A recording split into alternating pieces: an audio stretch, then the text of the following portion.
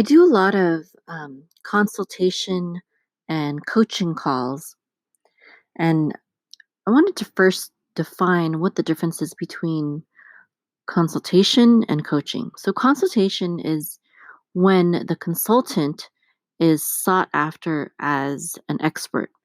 So, usually, when it comes to digital marketing, people come to me as as referring to me as the consultant, meaning they're coming to me and looking to me as an expert in helping them set up their digital marketing plan. So we take care of all of the technical and graphical aspects of that, like setting up the website, creating landing pages, setting up the ads, creating the graphics for the website landing pages and emails and social media posts and social media profiles and all the banner ads for Google and the display networks and whatnot. So we just get that done. We do handle all those aspects. My team is really good at that.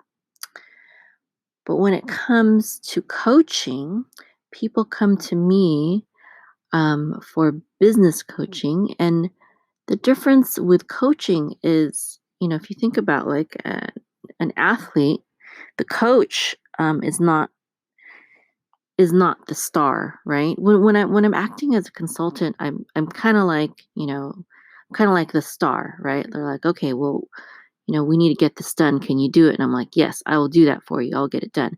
But when I'm doing coaching, I am not the star.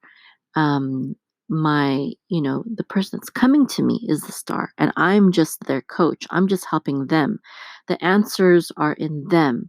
The business plan is in them, and I just help to draw it out. The marketing strategy.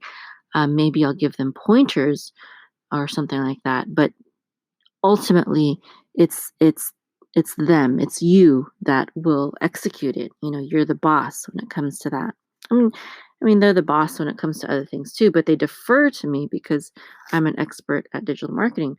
I am not an expert in business. I've created my own online business, but I'm not a millionaire. I'm not, filthy rich or anything. I haven't created multiple businesses. I'm currently creating a second business right now.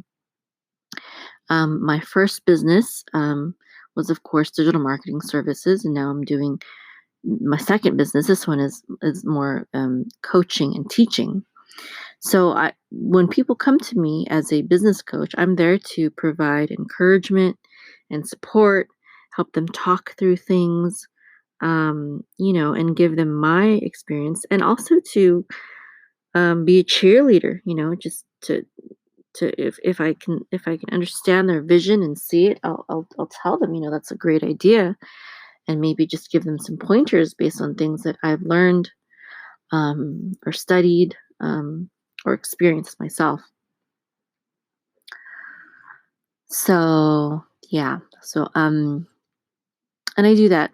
I do both consultation and coaching every week, pretty much, at least once or twice a week.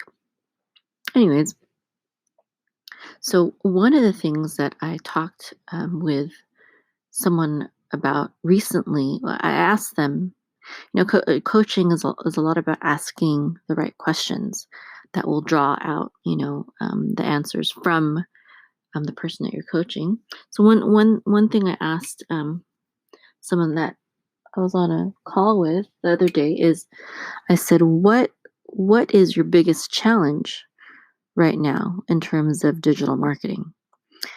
And she said, basically, it was creating content. That just like the idea of creating content seemed overwhelming to her. And something that I talked her through that a little bit, and I gave her some suggestions. But something that I failed to miss, excuse me, something that I missed and I failed to relate to her, which I will. I'm going to give her this this that I'm recording right now, because it was inspired by her. Um, is so I was telling her to, of course, do blogging video blogging and stuff like that. But something that I think a lot of people get caught up on is that first, number one, I told her, like, it doesn't have to be all original content. You can leverage things that other people are producing, and maybe 20% has to be yours, doesn't and you don't have to produce all the content yourself. You do have to produce some original content, or else your voice is not there anymore. But it doesn't have to be you, but everything that you post should represent you, right? But something that the part, so I told her that part, but the part that I didn't tell her is that it doesn't have to be professional.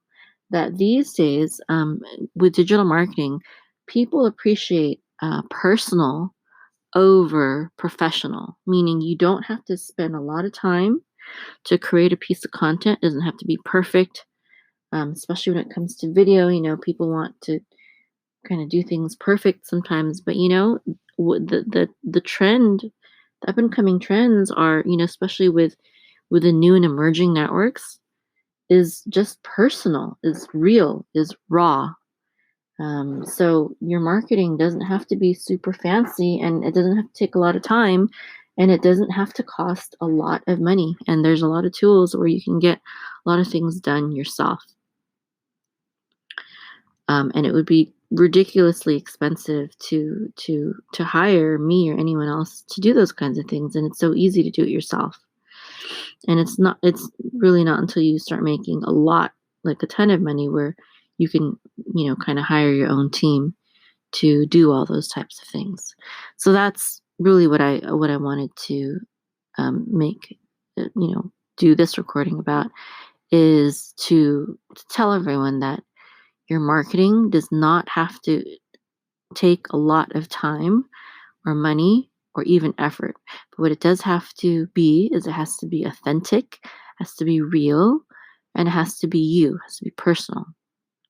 Okay? And that doesn't mean you can't use someone else's content, but the content that you post, that you use for your marketing, should be in line with who you are and what your values are, what your voice is, what your style is. All right.